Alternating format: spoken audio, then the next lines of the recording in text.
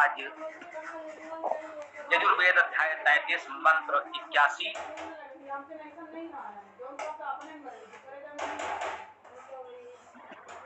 ओम इमा ऊत्वा पुरुवसो गिरो वर्धन्तु यामम पावक वर्णा सुचयो विपस्थितो अभिस्तोमहि अनुशत।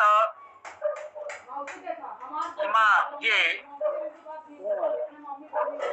बात है, हमने आपको बताया है कि एक एक वर्ण के छोटे छोटे ये निपात होते हैं, अव्यय होते हैं।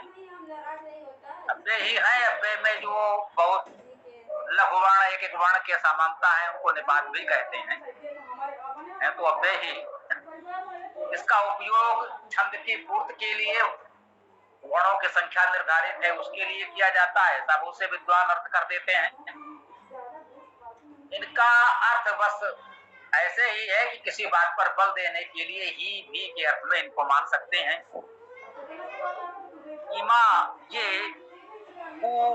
ही त्वा तुमको पुरुवसो, हे पुरुवसु, पुरुवसो ये संबोधन के रूप में है। पुरुवसो, पुरु का अर्थ बहुत, वस धातु का अर्थ बसना, वास करना, बसाना। पुरुवसो बहुत वास युक्त, बहुतों को बसाने वाले। जब हम परमेश्वर की स्तुति कर रहे हों या परमेश्वर के उत्तम विद्वान उपासकों की भी बात कर रहे हों तो पुरुवसो का अर्थ बहुतों को वास देने वाले होगा। इसका ऐसा संकीर्ण तो न करें कि जिनके पास बहुत से आवास हों।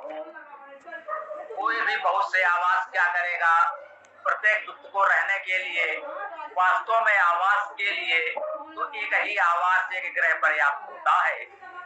तो जब हम परमेश्वर की बात करते हैं या उसके विद्वान उपासक लोक हितैषी सज्जनों की बात करते हैं तो वे विद्वान दूसरों को वास देने में ही अपने सार्थकता समझते हैं, अपने लिए बहुत वास जुटाना उनका उद्देश्य होता ही नहीं। पुरुवसो वह परमेश्वर बहुतों को सबको वास देने वाला है, उसे कहा गया पुरुवसो। और उसके उपासक भी बहुतों को आवास मिले ऐसी भावना से सहयोग करते हैं, प्रयास करते हैं। गिरो, गिरो का अर्थ वाणी, ये हमने पिछले मंत्रों में भी चर्चा की है। गृह धातु का अर्थ शब्द करना, बोलना, कहना होता है। तो गिरो का अर्थ वाणी, वर्धन्तु बढ़े, बढ़ाएं। अब देखिए वर्धन्तु में वृद्धि शब्द आपका परिचित है, वह शब्द है, ये क्रिया है। वृद्ध वर्धने धातु है, वृद्धि होना। वर्धन्तु बढ़े, बढ़ाएं। या जो मम मेरा,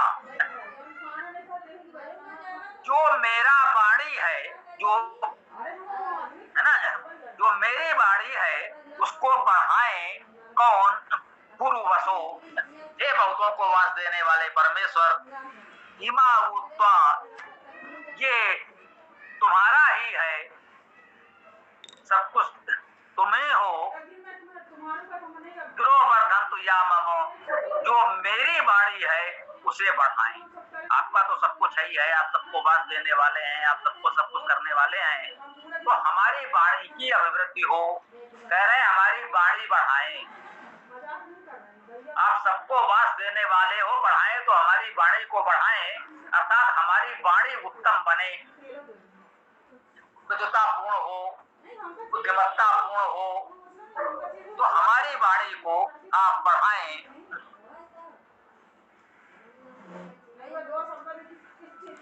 पावक वर्णा, पावक वर्ण वाले, सीधा सा अर्थ हो गया पावक वर्णा, पावक वर्ण वाले। पावक क्या है? पवने धातु है, पवित्र करना अर्थ हुआ। पावक का अर्थ होता है पवित्र करने वाला। वर्णा करने वाला वर्ण करने योग्य। जो पवित्रता को वर्ण करता है, जो पवित्र करने वालों को वर्ण करता है, वह परमेश्वर वर्ण किसका करेगा? जो पवित्र करने वाला है उसको वर्ण करेगा। जो स्वयं पवित्र हो, दूसरों को पवित्र करे, वह उसका वर्ण करेगा। और जो पवित्र हैं वही उस परमेश्वर का वर्ण करेंगे। पावक वर्णा का ये दो प्रकार से भावार्थ आप समझ सकते हैं, शब्दार्थ एक ही है। पावक वर्णा पवित्रता का वर्ण करने वाले, पवित्र लोगों द्वारा वर्ण किए जाने वाले। शुचयो पवित्रता, शुच धातु का अर्थ भी पवित्र करना होता है। शुचया, शुचयो शुचया अर्थात पवित्र जन, बहुवचन में है शुचया, शुचि का बहुवचन शुचया, उसका रूप हुआ संधि से शुचयो। यहाँ शुचया भी लिख सकते थे, शुचयो भी लिख सकते हैं। ये है पवित्र शुचि का बहुवचन, अर्थात पवित्रताएं या पवित्र लोग। विपश्चितो, विपश्चितो विशेष दृष्टि युक्त, भी उपसर्ग बस, बस से देखना, जो विशेष दृष्टि युक्त हैं। अभी स्तोमय, अविता परिता सर्वता सब ओर से, स्तोमय अर्थात स्तुतियों द्वारा। स्तोम का अर्थ भी स्तुति करना है और धातु का अर्थ भी स्तुति करना है। अब इसको कोई विद्वान स्तुत करना धातु से बनाए तो, और स्तोम धातु से बनाए तो, स्तोमय का अर्थ स्तुतियों द्वारा, तृतीया बहुवचन स्पष्ट है। तो स्तुतियों द्वारा अनुसत। अब अनुसत, अनुसत में अन धातु, प्राणवान करते हैं। अन धातु का अर्थ है प्राण करना, प्राणवान करना। और नु धातु का अर्थ है स्तुति करना।